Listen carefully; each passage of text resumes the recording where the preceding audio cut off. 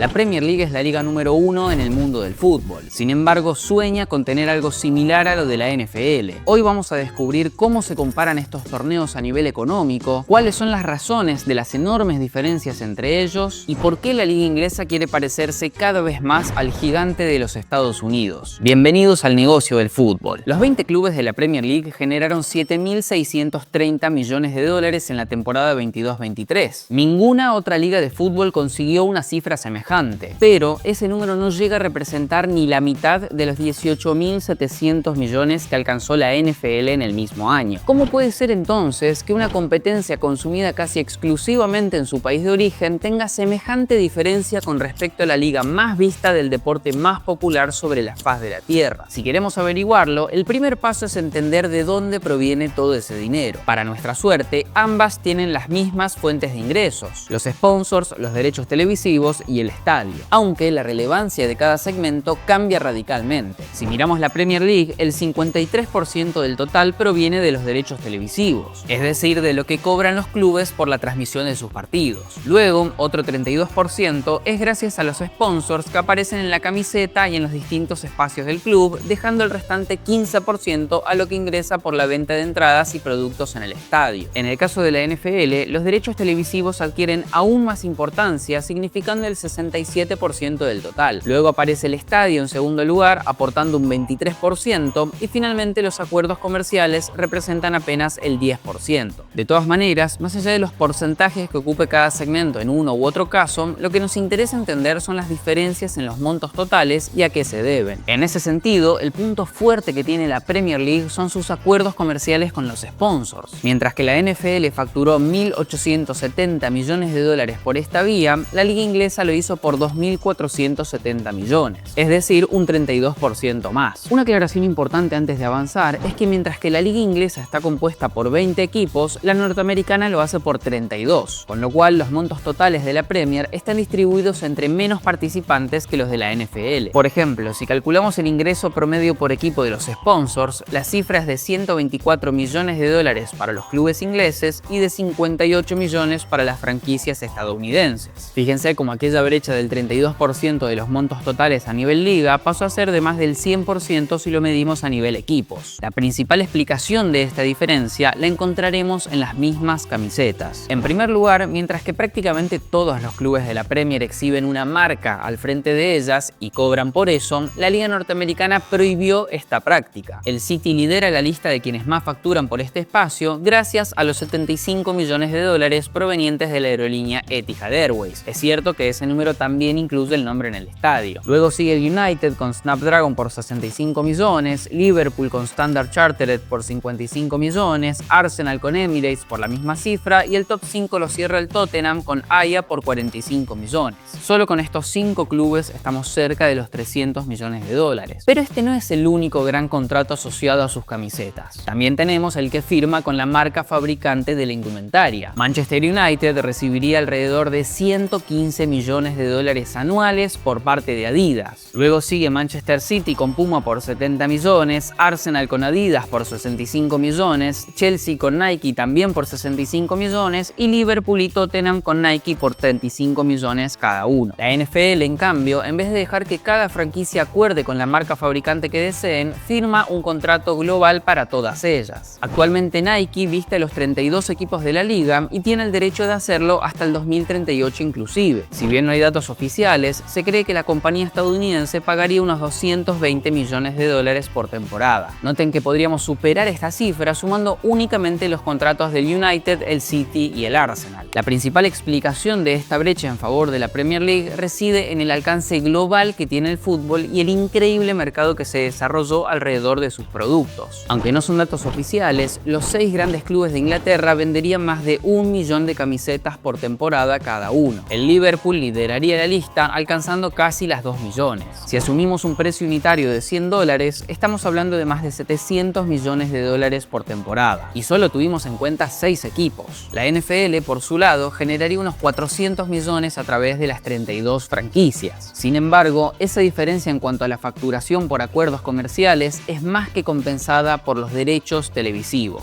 Aquí se esconde el gran secreto de la NFL. Mientras que los clubes de la liga inglesa consiguen 4.070 millones de dólares anuales gracias a esta fuente de dinero, las franquicias del fútbol americano acumulan 12.700 millones, es decir, más del triple, una verdadera locura. No me malinterpreten, lo de la Premier League es súper destacable, obtiene más del doble que la Liga de España, quien es su competidora más cercana, pero es que la NFL simplemente está en otra categoría. Para entender a qué se debe esto, la pregunta correcta que nos debemos hacer es cuánto dinero esperan generar las compañías de medios que compran esos derechos en primer lugar. Empresas como ESPN, Amazon o incluso Netflix gastan semejante dineral esperando luego recuperar esa inversión a través de nuevos suscriptores y la venta de anuncios durante los encuentros. En este sentido, lo primero que hay que tener en claro es que la NFL domina en los Estados Unidos. No hay nada que genere tanta audiencia y movilización como lo hace este torneo. Para que se den una idea, de los 100 eventos más vistos en la televisión estadounidense en 2023, 93 fueron partidos de la NFL. No hay un solo encuentro de la NBA, ni de béisbol, ni de ningún otro deporte. Los demás eventos fueron la entrega de los premios Oscar, fechas políticas o incluso partidos de fútbol americano universitario. Pero esto no termina aquí, porque no es solo tener a mucha gente, o a toda la gente, sino también poder mostrar una buena cantidad de anuncios durante los partidos. Con respecto a este punto, la NFL, una vez más, es la número uno. Mientras que en un partido de fútbol hay apenas 15 minutos de entretiempo disponibles para publicidad, uno de la NFL dura 3 horas y un tercio del tiempo el juego está parado. Es decir, cada encuentro genera 1 hora de espacios publicitarios. En el Super Bowl, por ejemplo, el partido final de la liga, se reproducen entre 80 y 100 anuncios de 30 a 60 segundos cada uno. Estamos hablando de 5 veces más que lo del fútbol. Por eso las compañías de medios pagan 12.700 millones de dólares cada año para transmitir la NFL, porque es por lejos la liga más vista del país y ofrece una increíble cantidad de oportunidades de negocios para recuperar la inversión. Hablando de inversión, quiero contarles que haremos una actividad en el Instituto Baikal donde veremos cómo se puede invertir en la industria del fútbol. Recorreremos alternativas que van desde los propios clubes hasta las marcas de indumentaria. Conoceremos todo el mapa de posibilidades y entenderemos qué hay que mirar a la hora de analizar si puede ser una buena inversión o no. Por lo que quienes quieran conocer de qué se trata el Instituto Baikal y participar de la actividad gratuita, en el link de la descripción encontrarán más información. Un último punto interesante a analizar con respecto a los derechos televisivos es el sistema que utiliza cada liga para repartir ese dinero entre los equipos. La Premier League tiene uno de los esquemas más equitativos del fútbol europeo. Otorga un poco más de la mitad del total en partes iguales entre los participantes y lo restante se hace en base a la posición final en la competencia y otras métricas relacionadas a la audiencia televisiva que generan. Mientras que el Manchester City fue quien más recibió por esta vía en la temporada 22-23, embolsando 176 millones de libras, el Southampton fue el último con 104 millones. Es decir, el primero acumuló un 69% más que el último. En otras ligas, como la española, los de arriba pueden llevarse hasta un 300% más que los que ocupan las últimas posiciones de la tabla. Pero la NFL fue un paso más allá que la Premier League. Optó por el esquema más equitativo que existe: partir el pozo en 32 partes iguales y que todos reciban lo mismo, independientemente del tamaño de la franquicia, de cuánta audiencia generen y de los resultados en la temporada pasada. Teniendo en cuenta que repartieron 12.700 millones de dólares, cada equipo consiguió una base de facturación de casi 400 millones. Finalmente, la última vía de ingresos para ambas ligas son los estadios. Aquí la americana también saca ventaja por sobre la inglesa. Mientras que la NFL facturó alrededor de 4.300 millones de dólares en 2023 por esta vía, la Premier League lo hizo por 1.090 millones. Esta brecha se explica no solamente por la capacidad de los recintos, sino también por toda la oferta de productos y servicios allí adentro y en sus alrededores. Mientras que el promedio de butacas en los estadios de la NFL es de 69.000, en los de la Premier League es de 41.000. Para que tengan una idea, el más pequeño de la liga americana es el Soldier Field de los Chicago Bears para 61.500 personas. En la inglesa tenemos casos como el Vitality Stadium del Bournemouth con capacidad para 11.300 individuos. Pero, como dijimos recién, no es únicamente la cantidad de personas que pueden entrar, sino el nivel de gasto de cada una de ellas. Stan Kroenke, dueño de Los Ángeles Rams en la NFL y del Arsenal en la Premier League, construyó un increíble predio alrededor de su estadio de fútbol americano. Este espacio, llamado Hollywood Park, es un desarrollo inmobiliario que incluye un teatro para 6.000 personas, un lago artificial, oficinas, tiendas, restaurantes y mucho lugar para seguir construyendo hoteles y otras infraestructuras. Y no fue solo Kroenke, la mayoría de las franquicias de la NFL ya lo hicieron o están pensando en hacerlo. La clave de este punto, y de todo el video en realidad, es que estas prácticas están viajando hacia Inglaterra. Las están desarrollando los estadounidenses, ligas que, además de tener franquicias deportivas en su país, también tienen participación en los clubes de la Premier League. Al día de hoy, 10 de los 20 equipos cuentan con inversiones de los Estados Unidos. Ahora bien, hablar solo de facturación es mirar la mitad de la foto. Al final del día, lo que importa en un negocio, ya sea en la industria del fútbol o en cualquier otra, es cuánto dinero queda luego de haber descontado todos los gastos, es decir, las ganancias. Por lo que pasemos ahora a entender la parte de los costos de la ecuación. Como lo vimos en este otro video, los clubes de fútbol desembolsan hasta lo que no tienen para contratar a jugadores. La razón de esto es bastante simple. Si quieren crecer económicamente, necesitan ganar partidos y eso requiere buenos futbolistas. En el caso de la Premier League, según informes de Deloitte, en la temporada 22-23 hubieron equipos que gastaron más del 90% de sus ingresos en jugadores. Aston Villa dedicó el 92% a esto, Nottingham Forest el 94%, Everton el 96% y Leicester City incluso superó la barrera del 100%, alcanzando el 116%.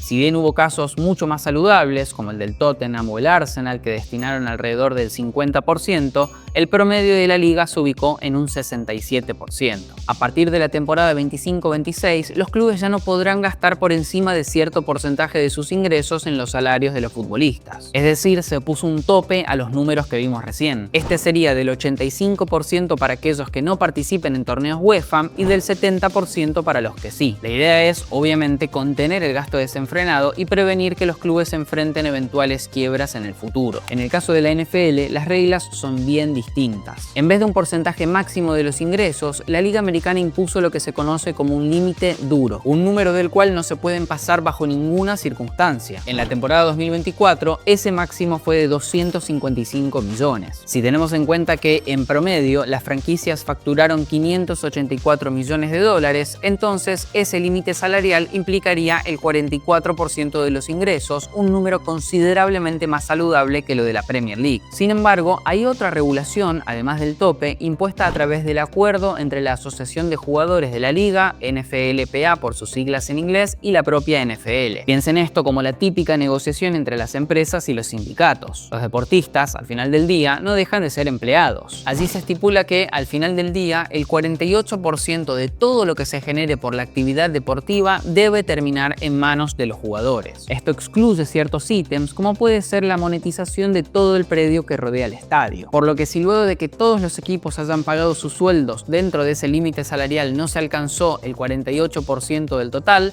entonces se activan mecanismos para redistribuir y alcanzar ese porcentaje. Como consecuencia de estas regulaciones, las franquicias de la NFL tienen más que claro que su principal costo, los salarios de los deportistas, rondarán entre un 40 y un 60% de todo lo que factura. Esto tiene un impacto tremendo en su previsibilidad y solvencia. Al día de hoy ninguna tiene pérdidas al final del año. No así en el caso de la Premier League, donde, como vimos, algunos incluso gastan hasta lo que no tienen para pagarles a los futbolistas. La pregunta del millón es, ¿por qué la Premier League no puede activar un límite salarial similar al de la NFL? ¿Acaso no les gustaría a los dueños de los clubes quedarse con un porcentaje mayor de lo que generan? Obviamente sí, pero existen dos claros problemas para llevarlo a cabo. El primero de ellos es que, si bien es la liga de fútbol más grande del mundo, no es la única, tiene competencia. Esto genera que, por ejemplo, si mañana ningún equipo de la Premier está dispuesto a pagarle a la figura de Mohamed Salah lo que cobra actualmente, él solo deberá mirar a España, Italia, Alemania, Francia o incluso Arabia para conseguir a alguien que quiera hacerlo. El hecho de que existan varias ligas económicamente competitivas hace que todas ellas deban ir al límite con respecto al gasto en jugadores para mantener al talento en sus equipos. Esto no pasa en la NFL. Ella no tiene competencia. No hay otro torneo de fútbol americano con la capacidad financiera como para intentar llevarse a Patrick Mahomes. El segundo problema de la liga inglesa aparece en el caso de que los clubes no quieran ceder ante la demanda de los jugadores y solo retengan a los de bajo salario. ¿Qué ocurrirá si hacen esto? Más temprano que tarde, el equipo se encontrará peleando por la permanencia en la categoría. Y descender sí que es gravísimo en términos económicos. Si no, ven este otro video donde lo analizamos en profundidad con el caso del Ipswich Town. Por lo cual, los clubes tampoco pueden dejar ir así nomás a los futbolistas, ya que necesitan un cierto nivel para mantenerse en primera división. Nuevamente, esto no ocurre en la NFL. La liga no tiene descensos, son esas 32 franquicias y ya. Por más que un equipo no gane un solo partido en la próxima década, seguirá formando parte del torneo y cobrando aquellos 400 millones que tiene asegurado por parte de la televisión. Al final de cuentas, debido a estas diferencias entre ambas, principalmente del lado del gasto, la Premier League es una liga mucho menos lucrativa que la NFL. Y y eso termina impactando en el valor que tienen los clubes mismos, es decir, en el precio que pueden ponerle los dueños a la hora de querer vendérselos a alguien más. Al día de hoy, la franquicia o club deportivo más valioso sobre la faz de la tierra son los Dallas Cowboys de la NFL. El equipo propiedad de Jerry Jones tiene un valor estimado por Forbes de 10.100 millones de dólares. Lo interesante es que no es un caso aislado de la liga. Ninguna de las que integran el torneo tiene un valor menor a los 4.000 millones y el promedio de las 32 se ubica en los 5.700 millones. Estamos hablando de que hay un valor de 168.000 millones de dólares entre todas las franquicias que pertenecen a la NFL. Esta cifra es mayor a todo el PBI de países como Ecuador, Marruecos o Puerto Rico. Una verdadera locura. En el caso de la Premier League, el club más valioso es el Manchester United con un precio estimado de 6.550 millones, seguido por el Liverpool por 5.330 millones. El problema es que a medida que nos vamos hacia abajo en la lista y llegamos a los clubes más comprometidos financieramente, el número al que eventualmente podrían venderlos es considerablemente menor. Desde el Aston Villa y el Newcastle hacia abajo, todos tienen un precio estimado menor a los 1.000 millones de dólares. Obviamente, espero que a esta altura del video haya quedado claro que estamos comparando dos ligas totalmente diferentes en cuanto a su funcionamiento y a los factores que la definen económicamente. Pero justamente ahí está lo interesante, en entender cómo otros torneos y deportes pueden servir para repensar el fútbol de cara al futuro. La Premier League, como ya vimos, está buscando soluciones para mejorar las ganancias de los clubes. Las normas financieras se están endureciendo y hace poco tiempo se comentó que incluso estaban debatiendo la posibilidad de introducir un límite salarial duro al estilo NFL. Hoy en día, debido a la presión competitiva de otros países, esto parece imposible de realizar. Pero si la liga sigue creciendo y se distancia cada vez más del resto, quizás llegue el momento en el que puedan instalar un límite salarial que les funcione económicamente y al mismo tiempo sea lo suficientemente alto como para que ningún otro torneo pueda competir contra ella. Nos vemos la próxima.